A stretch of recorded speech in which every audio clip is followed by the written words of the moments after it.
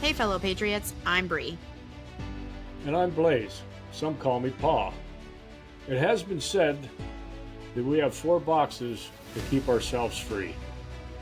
These are the soap box, the ballot box, the jury box, and the ammo box. And we are the 4th box. We are here to arm you with enough information, resources, and skills to take back your freedom, increase your self-sufficiency, and inspire you to join in the fight against tyranny. Thomas Jefferson said, "Eternal vigilance is the price of liberty." Thank you for joining us and for joining in this fight. Welcome back to the 4th box. What's up, everybody? Welcome back to another week at the 4th box. I'm going to come right out and say it.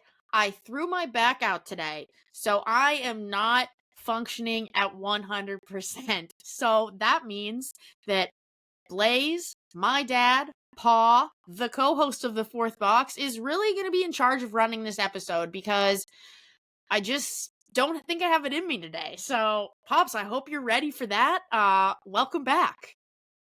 Yeah, welcome back, everybody. Bree, certainly sorry to hear about your back incident. They can really be troublesome, so I hope it's a short-lived issue. Keep the ice on it and alternate ice and heat, and hopefully you'll start bouncing back tomorrow. I hope so. Yeah. Yeah. But we are sending out a big welcome to everybody that's joining us, all of our longtime listeners and any new listeners that are with us tonight. We welcome you to the 4th Box Studio, tucked away safely in our virtual Buckman Tavern. And tonight, I am raising a nice lager made by our friend Andy over at Earth Road Brewery. This is called Lost Gold Lager, and what this is referring to is the Civil War gold that was lost in a wagon up here in the central mountains of Pennsylvania.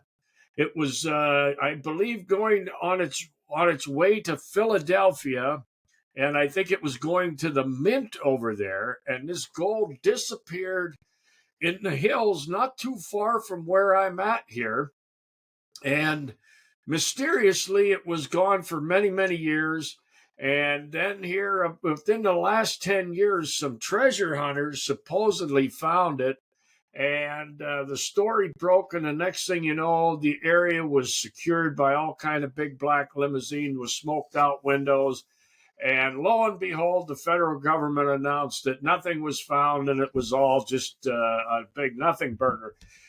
Many of us here in the area are very skeptical to believe that, as we are with most government announcements. But anyway, my toast tonight with this Lost Gold Lager from our friend Andy goes out partly to Kash Patel, who is said to have fired the FBI agents that were involved with the snooping on government elected officials that happened to be of the opposite party of the Biden camp. It appears as though there was at least 8 U.S. senators that had their phones and other communications being monitored, where their locations were and what their communications consisted of. This is really symbolic of a kangaroo, republic, as they say, third world republic. So I'm kind of raising my glass to Kash in the instance that he fired him. I'm going to make the recommendation that he go a step further and prosecute. In addition, I have a secondary quote going out to the Virginia Police Union, who have told Jay Jones, and we'll get into him a little bit, I think, as we discuss some of the topics going on. Jay Jones is a candidate for Attorney General in the state of Virginia that made some statements referring to putting a couple bullets in the head of Republican lawmakers down in the state of Virginia, and also causing harm to his children. This is certainly not the type of rhetoric that we condone or that is appropriate from any side toward anybody. But the Virginia Police Union came out and forcefully made a suggestion that this guy just needs to drop out. So I'm raising my glass to both of those, Cash, and to the Virginia Police Union, who have taken stands rightfully against some very grievous events that have gone on recently. So cheers to everybody out there who may be joining us for our toast tonight. Yeah, cheers. So last week, we did talk quite a bit on the point that you really wanted to focus on, and that had to do with the digital ID that appears to be making its way, or at least there seems to be some attempt from various governments, and in the UK and in Switzerland, a couple of places that we talked about last week.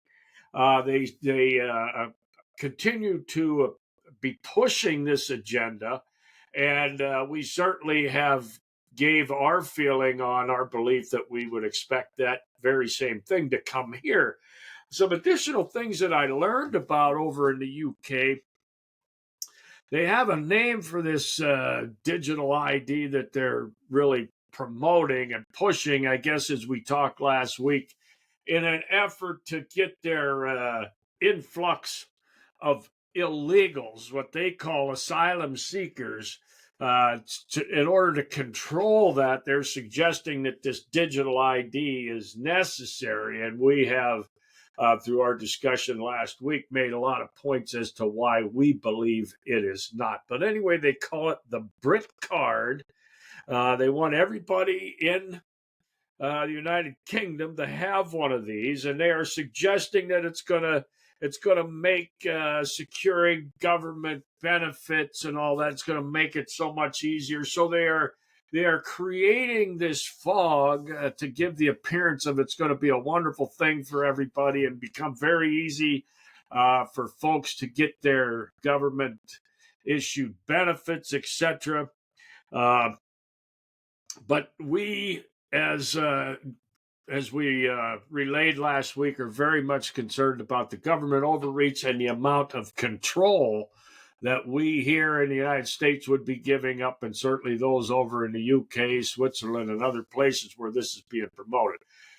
A lot of behind-the-scenes chatter that this is really a globalist initiative, and that the UK and the United States and several other countries that largely just go goose-stepping along with whatever the globalists and WEF appear to be pushing for. We are here to continue to request people look into this, look into the risk that this would pose upon you if government had this kind of control with your federally issued digital ID. I do want to make one other comment on this topic before I let you jump in, Bree, if you have anything. Bongino, Dan Bongino, the undersecretary there, whatever, at the FBI, has made a claim that the FBI is no longer in the business of spying on U.S. citizens, which we just made the point during the toast about the FBI being very much involved with spying on adversarial elected officials, since the Biden camp was in at the time, and they were snooping and spying on U.S. senators. So if you don't think that this stuff is going on to us, I think that this story, as it continues to break, will be solid evidence that they could have been spying on, probably are, on anybody and everybody that they wanted to. Yeah, of course. I think it's kind of crazy that Bongino would come out and say, we're no longer in the business of it. I mean, one, it tells us what we already know, that it has been in the business of it this whole time. And two, I just frankly don't believe that. I mean, we all are sitting here scratching our heads wondering why Kash Patel and Dan Bongino, just, looking at one agency, are not really doing anything that we thought they were going to do as far as turning their specific agency on its head.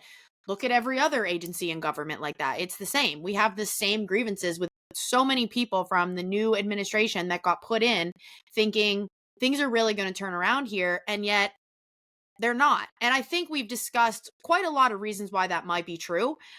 There's other people pulling the strings here, but a big part of it is also that there are still many people from the upper echelon within these agencies that have been there through the Biden administration, if not the Obama administration. I mean, there are people in these agencies that have been there forever. They are career politicians, maybe not elected politicians, but they're government officials. They are making decisions on our behalf.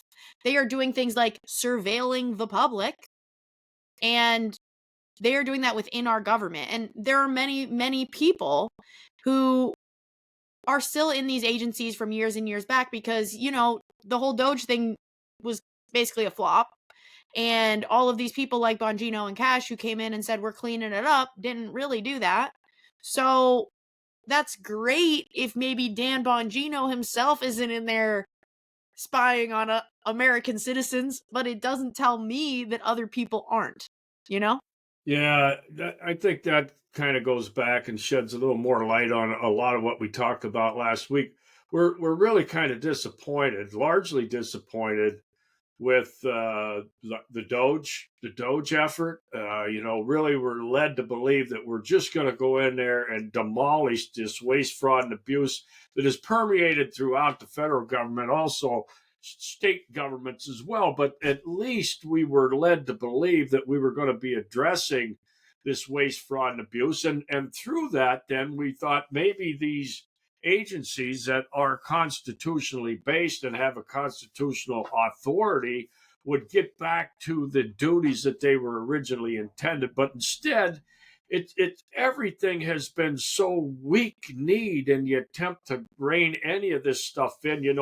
For a long time, right after Trump got back in, we heard things such as the Department of Education was going to go completely away, as it should, since it was only an agency that was put in place with, again, no constitutional authority. Remember, as we discussed here a week or so ago about the Constitution, the federal government has to have the authority delegated to it. That's what it says. It says the powers not delegated don't belong there. So only through our acquiescence and our sleeping at the wheel have these things taken place. And now they have become so big. So many people are employed by these unconstitutional, therefore unlawful agencies, such as, I would suggest, the FBI. The FBI, in my estimation, should only be investigating things that have to do with federal crimes. And what are they? Those are the things that the federal government has the authority to regulate, such as the currency. Okay, they could be investigating counterfeiting. They could be investigating crimes within the military establishment, that sort of thing. But to just have the FBI be involved down at local level and local affairs, this is not a delegated authority. So I would suggest that the FBI, along with the many other agencies, has operated unconstitutionally since its inception, and all of the thousands and hundreds of thousands and millions and billions of dollars that have been spent on the facilities and the infrastructure and the equipment and the vehicles. This is all stuff that has been stolen from us and been placed into an agency that has no constitutional authority. So, yeah, to circle all the way back around, for Bongino to make that claim, I don't think many of us believe it. I don't think many of us believe anything that largely comes out. It seems as though those guys have gone in there and been completely watered down in their approach that we were led to believe they were going to do. We were led to believe these people were going to be cleaning house, and it's been very, very tepid, the approach to resolve this. So, as we discussed last week, it appears as though there are some bigger authorities that lean on these folks and say, oh no, you guys go in and you can make a statement about this or you can make a statement about that, but you're not ripping anything down. That's what it feels like. It feels like everything got squashed down after these people got in there, and we heard a lot of big promises, much more so than what has taken place. Yeah, there's so many things we can look at as examples. First thing I want to say, just to the points that you were making about what the FBI should be doing from a constitutional standpoint, overseeing federal activity, think about how many people would need to be employed to do that job. If the federal government were the size that it's intended to be, you would not need a lot of people to serve in the FBI. Maybe a few dozen. There's 38,000 people employed by the FBI. 38,000. And you're going to tell me none of them are being used to spy on American citizens? Get real, first of all. Second of all, yeah, the amount of money it takes to not just employ, but outfit with high-end equipment and technology, 38,000 people, it's a lot of money. And that's one agency. That's one out of so many. But if we're going to talk about the FBI and how we're disappointed in them and how they don't really do anything for the American people, the first thing we can turn to and should turn to, because it's still, I think, on everyone's radar for good reason, is everything that went down with Charlie Kirk. There are still so many unanswered questions. There are still so many people that are diving so deep into this. And the FBI has barely changed their tune. I saw an article today that said October 7th, today, as we're recording this, and maybe this isn't brand new information, but it's the first time I've seen it, that the feds start to question the potential of a second shooter. Okay, what? Like, less than 2 days after this whole thing transpired, they come out and they tell us that is one shooter. We got him. He confessed to the murder, to the assassination. So, case is closed. That's the end of it. Meanwhile, none of their stories are adding up. And even saying that there might be a second shooter to try to maybe appease the people who are up in arms about this is still absurd, because it still goes against all of the evidence saying that something else was going on here. So the whole FBI not doing their job thing is, I mean, this is just one example because it's the biggest and it's on everybody's, front headlines still, or I think many people's. But there's a million examples that are like this. The people that are in these positions are, one, position shouldn't exist, but two, they're not equipped to be doing this type of work. Yeah. Or the type of work they're doing is simply to lie. And if that's it, then they're doing a fantastic job. Yeah, I think a lot of what we're going to hear now as the story starts to evolve is damage control. I think they're very much interested in protecting their image in the public eye. And it used to be, I think, where they could rely on the big media, a traditional media outlet, to keep them very polished. You flip on the TV and you can find stories about the FBI and how wonderful a job and blah, blah, blah. So I think they're very much concerned about protecting their image. And I think as more and more alternative reporting starts putting questions in people's mind, I think they're going to be quick to react and try to get out ahead of that damage control and maybe start revising the story or following up some of these other things as if they don't know already. So I think that's what's partly going to go on there on that whole story. Secondarily, as we talked last week, the FBI certainly had a large piece to do with the Epstein investigation, and that whole thing died on the vine. All's gone away. You don't hear anything about the files coming out, which there was, then there wasn't, then there was again, but we're not going to release them. And then they released everything that they had released before.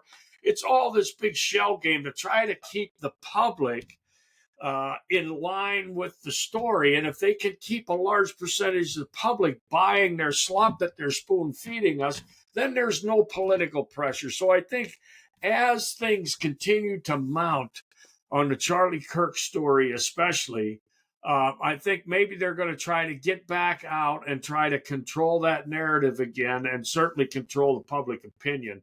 So this is exactly opposite. If there is a federal agency that is existent, such as the FBI, even though I would argue that it's unconstitutional at its birth, they should be, as any government agency, looking out to protect the welfare of the Americans and make sure that the American people are being provided the best of information. But we know this is simply not the case. Not only the FBI, but almost every single agency that you can think of has been created, number one, with no constitutional authority, and number two, not to present the best information and the best result to the American people. Quite the opposite. They're in there to make sure that government has a pathway to do that which the agenda dictates. So, and for example, the Department of Energy, another one, and I don't know how many thousands of people that they have working for the Department of Energy. At one time, it was 25,000 people work for the Department of Energy, and the Department of Energy was set up during the Carter years, I believe, and it was set up for the sole purpose of making America energy independent or not dependent on energy sources that come from countries that hate our guts. And most of the time, since that whole agency has been in effect, we have become more dependent on foreign energy. So it did exactly the opposite. While it consumed $25 billion or whatever it was annually, was their budget, and big fancy buildings and thousands of people working. And they did exactly the opposite of what they were created to do, again, unconstitutionally. So this is the pattern that we here at the Fourth Box are really trying to get people to recognize. These things are sold as being beneficial. Oh, it's going to be wonderful for the American people. We're always out there for the American people. But truthfully, it is not. How can we still be arguing about whether or not our elected officials should be able to do insider trading? This is what they've done to us. And we sit back and have allowed it to happen. Remember, you get what you tolerate. This is the kind of stuff that we have gotten out of our elected officials. And believe me, you want to have faith in that representative, and you want to have faith in that senator of yours that maybe you had an opportunity to meet. But when they get down there, they're not dictating the terms.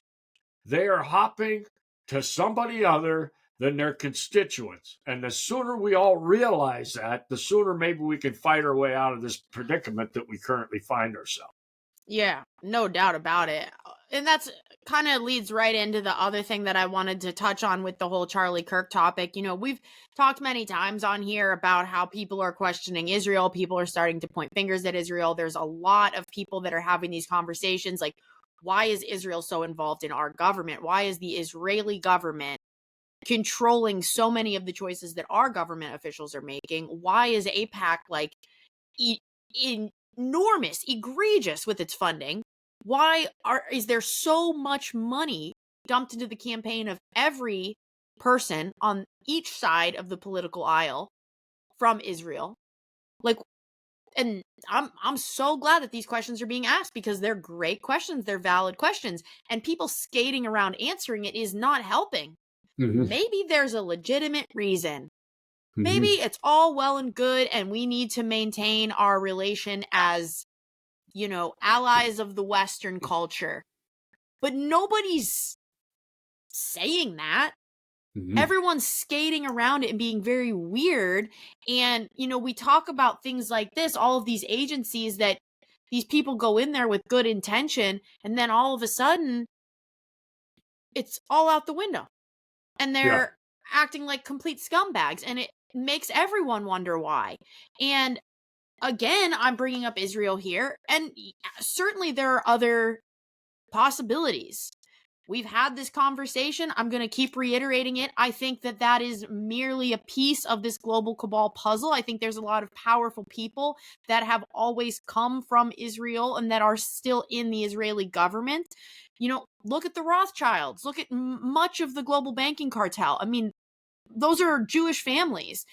Again, it's not a problem with Jewish people. It's a problem with the Israeli government and how they've strategically placed people that are high power in their culture in all of these other countries, in major operations, major industries with major control, whether it's the bank, whether it's the media, whether it's pharmaceutical companies, et cetera, the list goes on. They're strategically placing these people. There's no other way to look at this and recognize, it's a pattern. It's pattern recognition. That's all this is. So again, the reason that I kind of am looping all of this into the whole Charlie Kirk thing is that this was a big question. People were like, oh, did Israel do it? And I don't know. I'm not going to pretend to know. I'm not going to pretend that's my theory, because there is so much information flying and so many lies being told that I cannot have a theory. You know what I mean? Like, I don't have enough information yet to have a theory that I'm 100% sure of. I have ideas, but none of them are 100% sure, because nobody is 100% sure. But Candace Owens has been really working on this whole Charlie Kirk thing, because it seems like nobody else wants to. And she has been saying from the very beginning, and so many people have come after her and said, no, that's not true. She has been saying that Charlie was very adamantly changing his tune on Israel days before he was murdered. And he did come out and have some public conversations in other podcasts about this, but text messages ended up coming out very recently, saying that, hey, from Charlie, saying, hey, I lost another donor, an Israeli donor, $2 million annually, because of his support of Tucker Carlson and having Tucker Carlson at a TPUSA event. Mm-hmm. And Tucker Carlson, much like Candace Owens, is not owned by a private entity or a government from another country. These are two people who all of a sudden everybody are up in arms against. Prior to Charlie's death, everybody was talking about Tucker Carlson, and people still are. There's a lot of people who are, MAGA, pro-Republican, Republican all day, I'm conservative, that are like staunchly against Tucker Carlson now, because he has come out and spoken out about people on both sides of the aisle. It doesn't matter if they're Republican or not. And Candace has done the same. It doesn't mean everything they've ever said and every person they've ever had on their shows is 100% correct and accurate, for the same reason as all these other things. Too much information out there for us to know who is 100% being honest. But my point with this stuff is that I always say follow the money when we talk about any of these big ideas. The reverse is the same. If there's a lack of money, you can follow that trail too. And if there are people who are not being funded by outside entities, they have much more incentive to speak the truth. People with any sort of financial backing are probably going to lean their narrative, their messaging, towards the same messaging as their financial supporters. Mm-hmm. Of course, you don't want to lose your financial supporters. So, as we look at all these things and we start to digest all this information, it's just very interesting that there are so many people online who are these Republican influencer types, people who have, gained a lot of attention through the last several years, especially promoting Trump and being very pro-America, are now saying, nope, everything Candace and Tucker have to say is a lie, and we totally believe that the FBI story of Charlie Kirk's assassination is true. Mm-hmm. I don't care what the situation is. I don't care if it's an assassination or if we're talking about the vaccines, or I don't care what we're talking about. Anybody who says what the government said is true is lying, in my opinion, and they're bought off, and I don't care. I'm done listening to what they have to say at that point, from that point on, because if you are not actively questioning every single thing that every person in government is doing at this point, you simply cannot be trusted. Mm-hmm. Well, I have to say, you completely loaded my magazine here for a rapid and multi-point response. Oh, good. First of all, back on it, where we kind of all started with this, with the Charlie Kirk thing, and was Israel involved and all of that. So, first of all, I want to make a point to suggest that anybody who is monitoring and looking at various alternative news and alternative opinion sites is probably able to pick up as readily as I am that there is a lot of chatter about the war expanding in the Israel area in the Middle East and spilling over. Israel is committed to taking Iran out, and now all of a sudden it looks as though we're moving assets into that area. Aerial refueling, large volume of aerial refueling assets have moved into that area. It looks as though the United States is being sucked into another conflict, quite possibly, and it looks like it's going to be between Israel and Iran. And there's suggestions being made that that's going to provide cover for them in the fog of war to complete what they intended over in Gaza.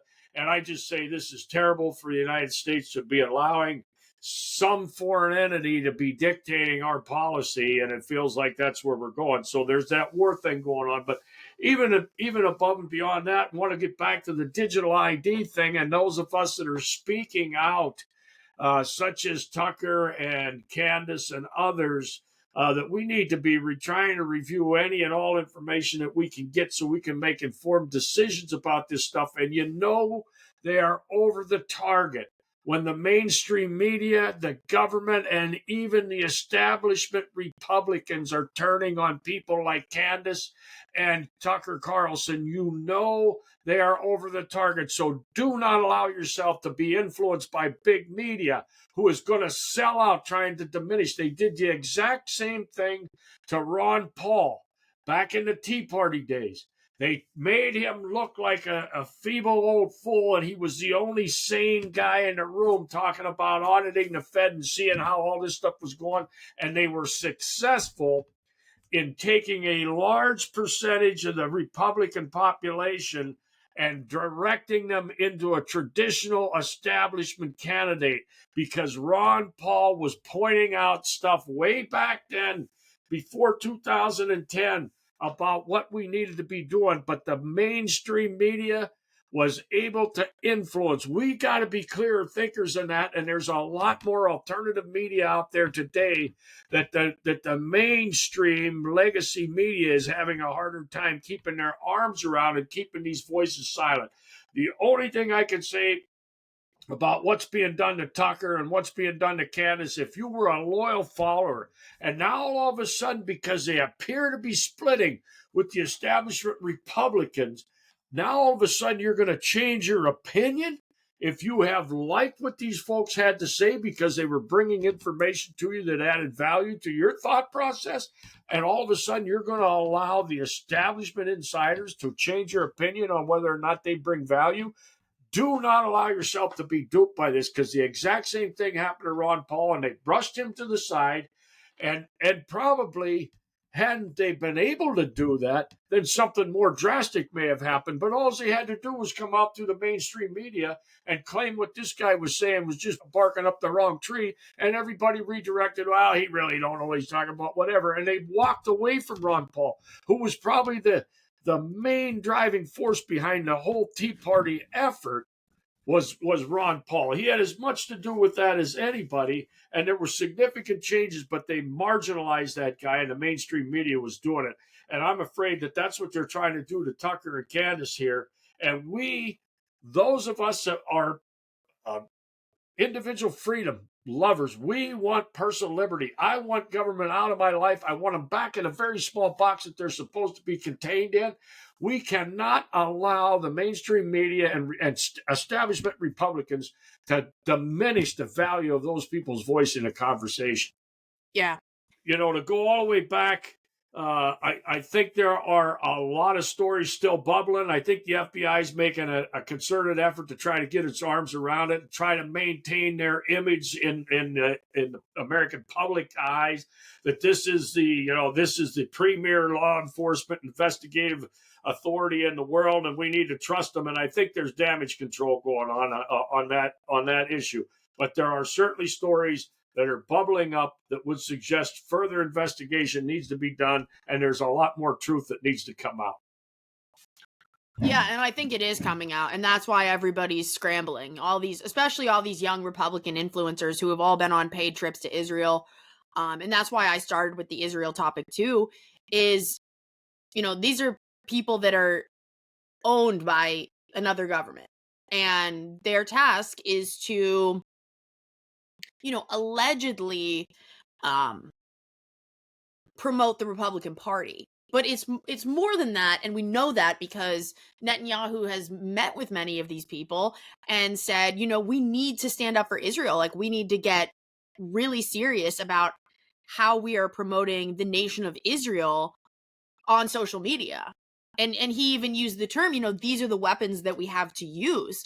Very similar to conversations that we had months back, a year back, even referencing the, now deceased Boone Cutler, who had these conversations when we went to Vegas over a year and a half ago, saying, the battlefield is in your mind. And how accurate is all of that now when we literally look at the meeting between Netanyahu and all these Republican influencers saying, this is the battlefield and you guys are the weapons.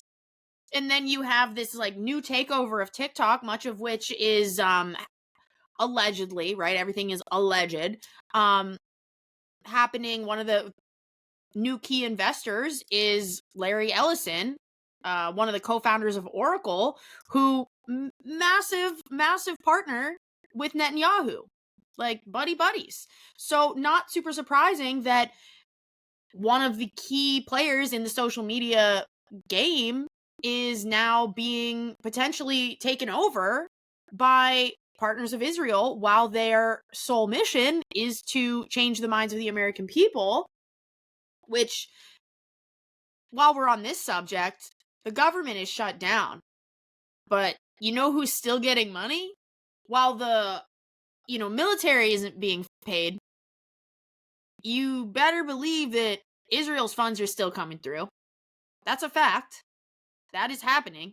So everyone wants to be all up in arms about the government shutdown and, we're not paying federal employees. Meh. Well, who's top of the totem pole if, our people aren't getting paid, but they are? Like, who's the big fish there then? Yeah. I want to. We could spend a whole session on this government shutdown. I want to point it out. First of all, the government shutting down is a joke. It's a joke. 90% or more of government is still functioning. You know what they shut down? They shut down the national parks. You know why they shut down the national parks, or they reduce their staff?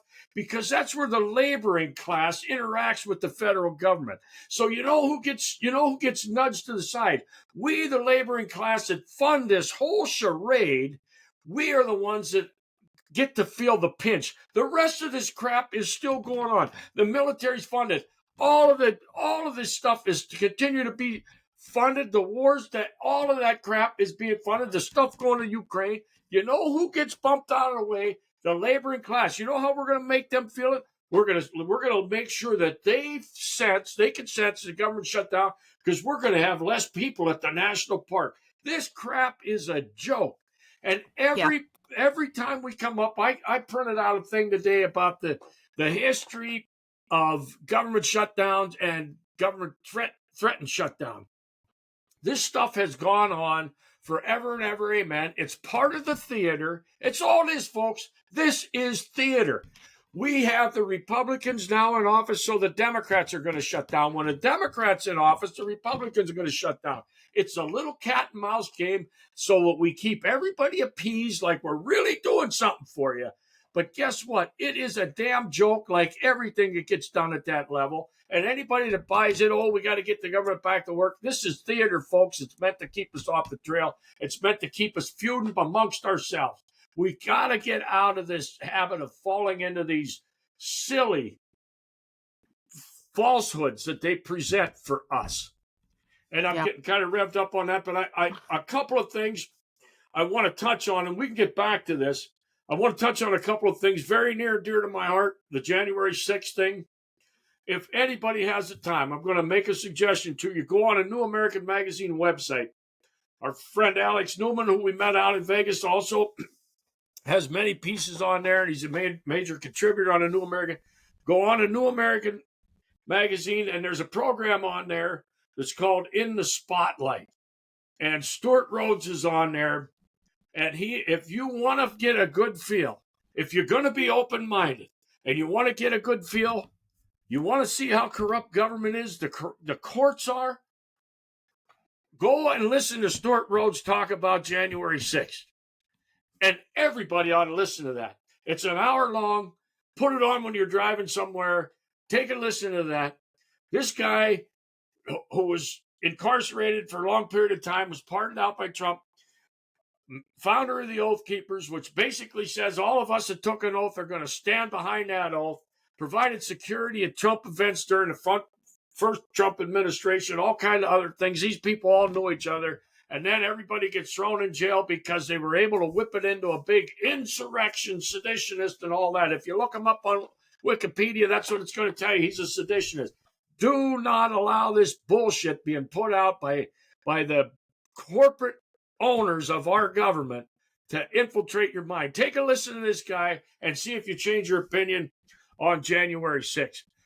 Also, as a public announcement from the Fourth Box, in case you haven't heard, coming up the East Coast, supposedly going to hit this weekend somewhere between the Carolina coast and affect all the way up to the southern New England states, is very significant rainfalls, gusty winds, high tides, all those things. So if you're in those areas, please make sure you take proper preparations to protect yourself and your loved ones if you are in those areas. They're talking about excessive amounts of rain and possibly high and damaging winds, primarily coastal areas. I don't think it's projected to go very far inland, but I want to get that out there for everybody that might be listening and residing or having loved ones that reside in those areas. So then we can get back on the other stuff. I wanted to get that in before I forgot. Well, I am glad that you did say that now that you did, because I've really been wanting to, and I know we're all over the place with this episode tonight. I've got more topics that are scattered, but I've really been wanting to mention Hurricane Helene once again. I know this came up a few episodes ago briefly, but we're getting back to the time of year where it's getting cold, and there are still so many people that are not back on their feet from that disaster, and our government did nothing for them. It's the least funded natural disaster in American history. It has had almost no response from the federal government. And we've talked about, people from the Amish community going down there, and we had people on last year that went down there or up, depending on where they were coming from, to be involved with that disaster relief. And it is still a people funded mission. The government is not involved. The government does not care. And again, we could have another 6 episodes about why that probably is. And I'm still of the mindset that all of those reasons for what happened there are the same reasons for everything else bad going on in the world right now. It's the same people involved. The point isn't really why it happened and all the shady shit that went on around it. The point is there are people who are still suffering. So if you haven't thought about it in a while, let this be your reminder. There are still plenty of people who are working to help people out down there. So we can list a couple in the show notes of places to donate, because people are still in need, and that's not going to go away because they're not getting the help that they thought they were going to get. Yeah, that again is such a great point, because it shows the ineffectiveness and inefficiency and the wasted money. We got people sitting around in offices that work for FEMA, the Federal Emergency Management Agency, and I've seen these people in action, and I can speak firsthand. It's a damn joke, like everything else. They're going to come parading around with their white suit on, tell you how to fill out your form, but there ain't any of them picking up a shovel or a chainsaw. It's a damn joke. And we got people in this country over a year later that are still suffering the effects of that storm. And we have, here it is again. First of all, Federal Emergency Management Agency. I want to see where that's even constitutionally authorized. But since we have, I've been living with this agency for many, many years now, and they have stole millions and billions of dollars off the American taxpayers, then why in the hell aren't they back down there where there is an area affected and American lives being affected? Why aren't they there? Since you're wrongfully or even in business, the least you could do is go down there and do what you pretend you're supposed to be doing. This stuff is a joke, and all of us need to recognize this. You get what you tolerate. I'm suggesting we are done tolerating a government that steals from us, does not listen to us, does not represent us in the halls of Congress. And if you happen to end up in court, they're not going to rule in your favor either. They're going to rule in favor of the government agency that you might be going up against. This is what we are living under. We are living under tyranny. We're living under oppression, and it ain't going to end until we take our head out of our ass and acknowledge what's going on and decide that we're done taking it. Yeah, exactly. We talk about why the four boxes are, or three, why the first three boxes are shot often. You know, that's the namesake of the show. And just to touch on that, we've said it before, we've said it again, we're not going to vote our way out of this issue. The ballot box it's done. I mean, that one, just cross it off the list. Yeah, we still think you should go out and vote, but what's the point at the end of the day? Because they're all owned. They're all owned by the same group of people. And if they're not, then they're going to be bought up, scooped up as soon as they get in there. So it doesn't matter who you pick. You can pick red, blue, purple, green. You can pick anyone new. It's the same fate. They will meet the same fate once they are an elected official. And that's just the truth of it. So before we get too far down that rabbit hole, I do want to go back to the government shutdown thing, because there's a couple points that I want to tag on to this. And one of them is that, you know, of course, we still have people saying, oh, the government is going to stay shut down because they are just trying to block another vote about the Epstein files. Shut up. Actually, shut up. You can't possibly think that if the government opened tomorrow, we're going to all of a sudden get the Epstein files. You really still think that? You think these people are going to out themselves? It's not happening. It's not happening. It's that simple. I agree. I hate to go back over it because we've said it so many times, but we really have to get beyond our entry level understanding of what's going on around us. We have to take a look at why these things have persisted after one party's been in power with both the House, the Senate, and the presidency.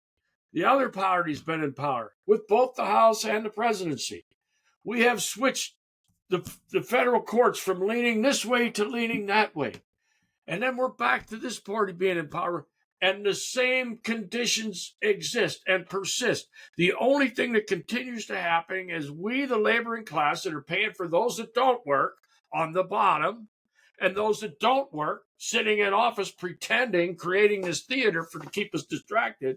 We're paying for both ends of us. Our numbers are shrinking, and the only thing that does not change is how we are being oppressed and having our wealth stolen away.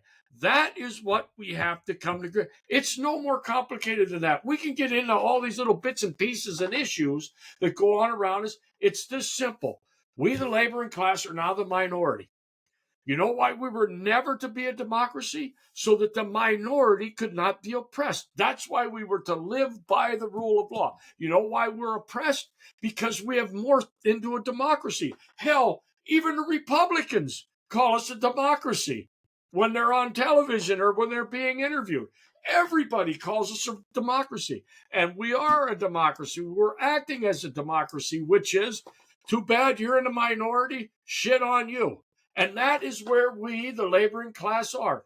That is what we have to get our head wrapped around. We have to accept it. We don't have to like it, but we have to commit ourselves to changing it. And I am afraid, as we've said many times, that the only way to do that is what we discussed last week, and that's what went on in Nepal. I don't think we can fix it at the ballot box or the jury box. Certainly, the soapbox, which is what we're using right here, we can continue to hammer and try and wake people up, but it's a very long shot. So none of us here are promoting it. None of us want it, but the way out of this is the fourth box. I'm sorry. I do not see another opportunity for this to get corrected. And if you look down through history, mostly that's the way it went. Unfortunate.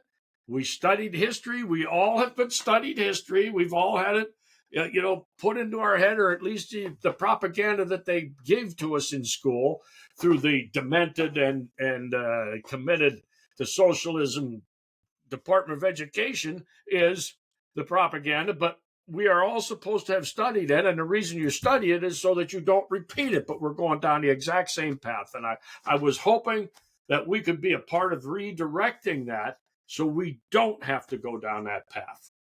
Yeah. Yeah, I mean, but when you think about it, governments around the world are collapsing. How else do we think this is going to go? How else do we get something this problematic, this big of a problem, back on track? It's again, I said it last week. This is not a United States of America issue. Yeah, we were supposed to be a republic, and countries around the world are still kind of relying on us to like hold it down when shit gets real, because a lot of countries are losing their freedom in a lot more real way than we are. And we're going to be the last stronghold. And we have to take that seriously, because it is not just us that depends on it. Even if it was, that should be enough to motivate you. But this is a global issue.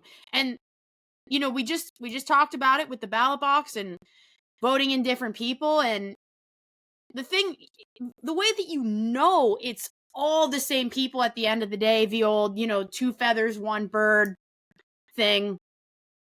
The way that you know that's true is because the big issues, like the really big things that are really going on, those have steadily been moving on track. Sure, maybe while the Republicans are in office, we're talking about this issue a lot, we're talking about that issue a lot, and then when the Democrats get in office, we're talking about this other issue, and now this other new thing, and we're talking and spitting and spatting over these new ideas and these, you know, current problems of the day. But the big underlying issues, those keep moving in the direction that the government wants them to go. And it doesn't matter if it's Republican or Democrat in office. It doesn't matter. They stay on track and on trend.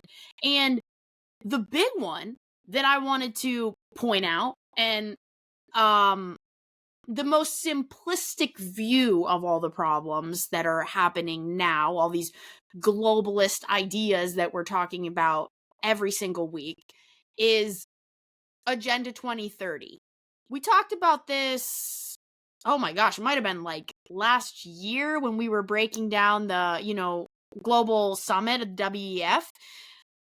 Agenda 2030 is a World Economic Forum thing, you know, heavily promoted by the UN.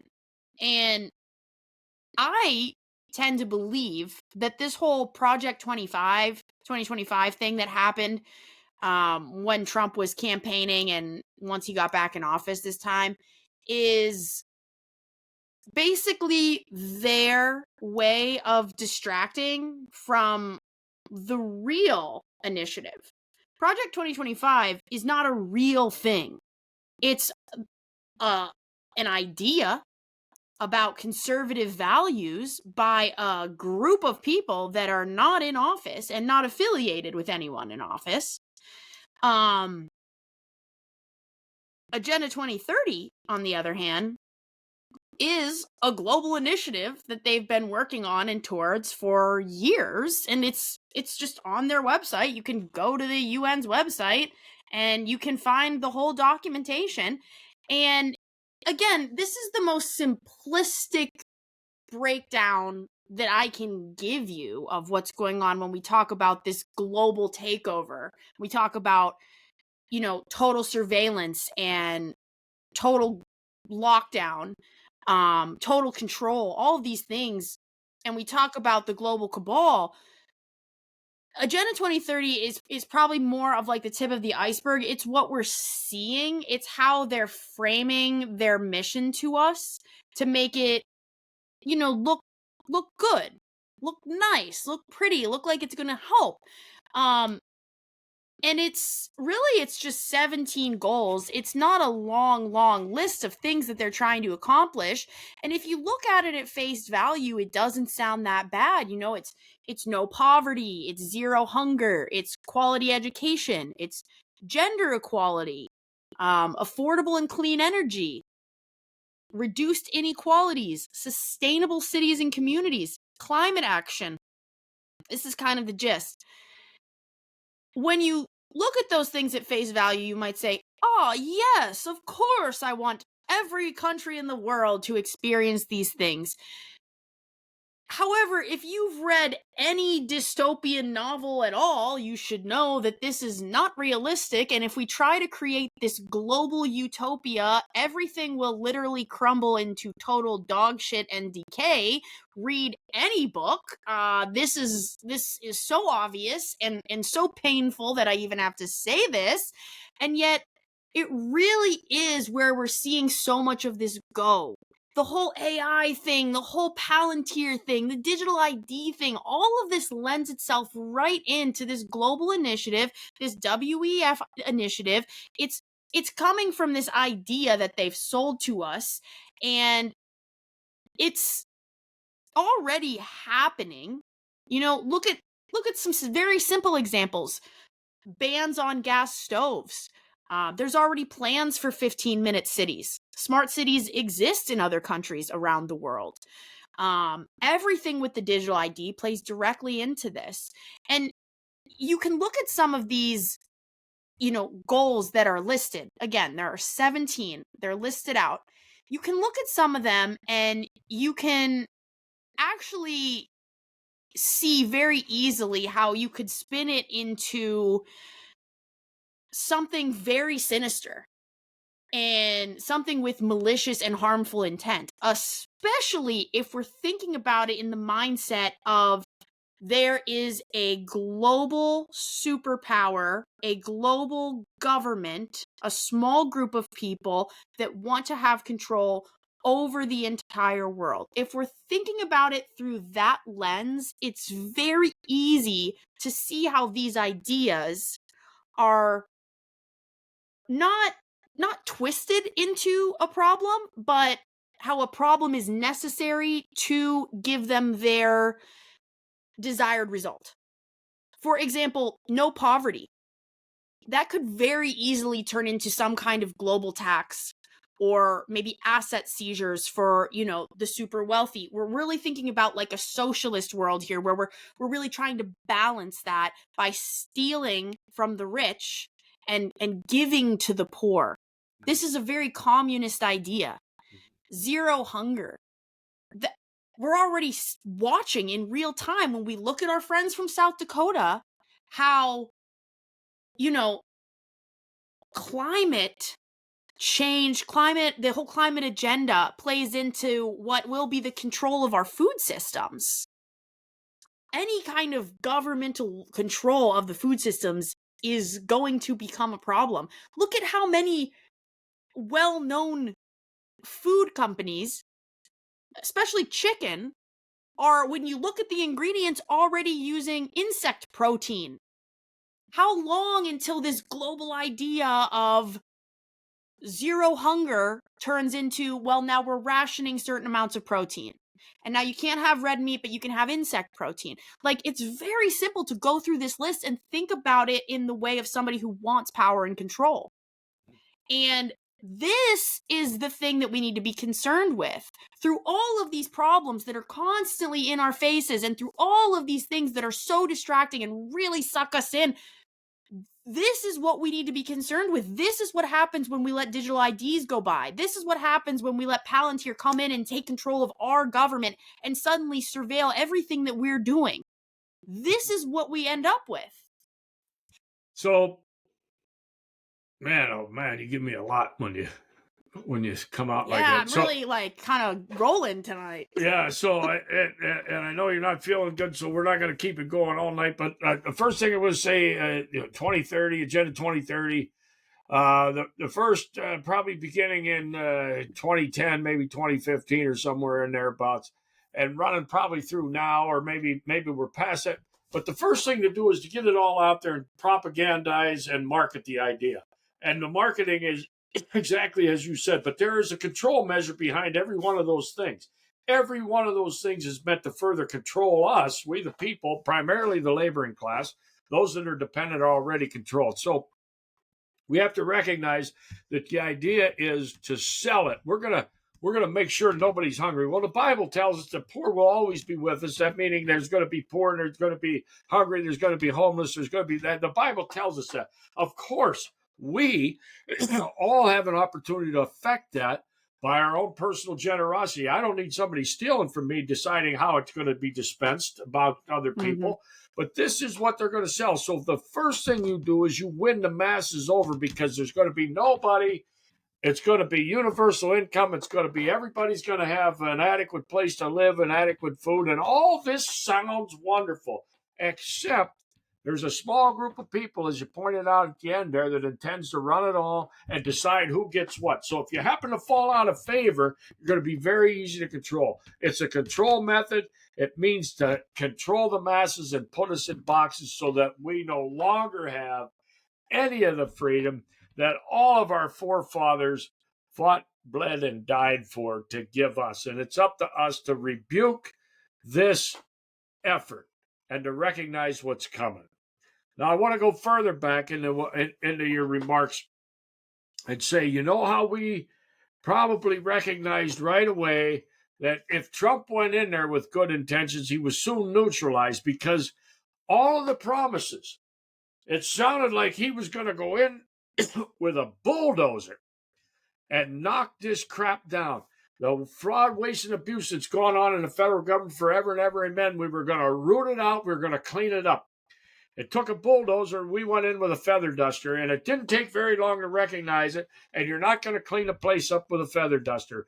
And that is what has happened. And whether it was because he was leaned on by outside sources, or he truly never meant it, and it just sounded good to we, the red-blooded Americans that have funded all of this thievery, one way or another, the end result is the same, and we didn't get what we expected. So I just want to finish up tonight.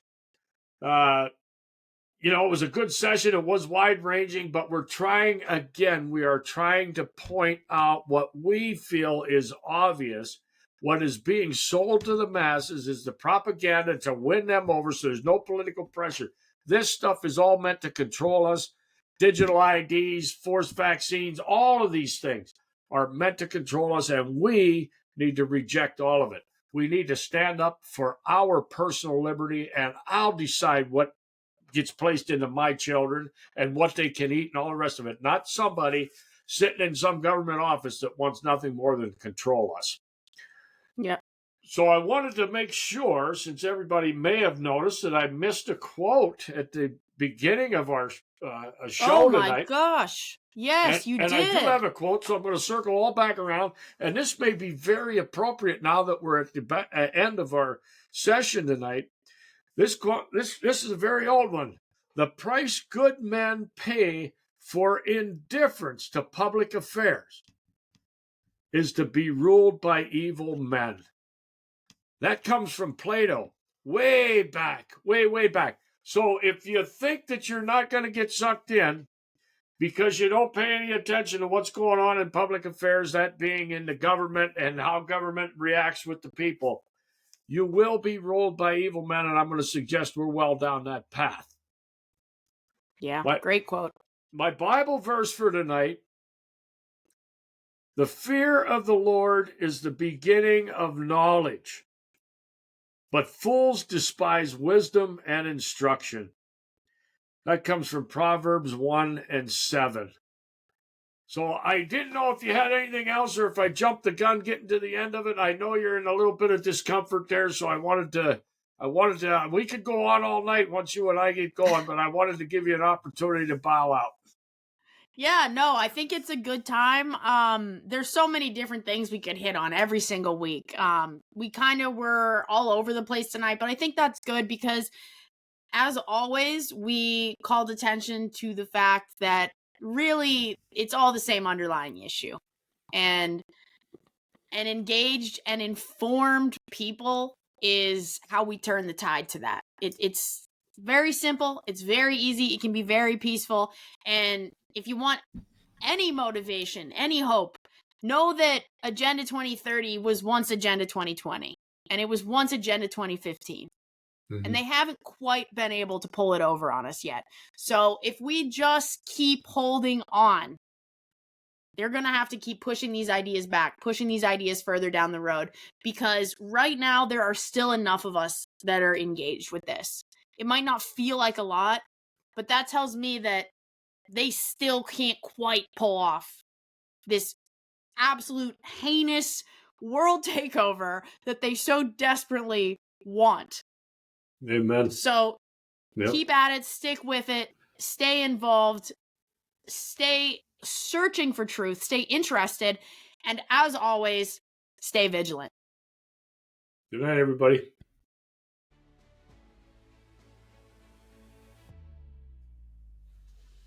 Thank you so much for listening. We really do appreciate the support and truly love getting to share this message with anyone who wants or needs it. The best way for you to support the show is to subscribe, add a rating, and share with everyone you know. You can find us on Instagram, X, and at thefourthbox.com. We'll see you next Thursday at 6 p.m. Stay vigilant.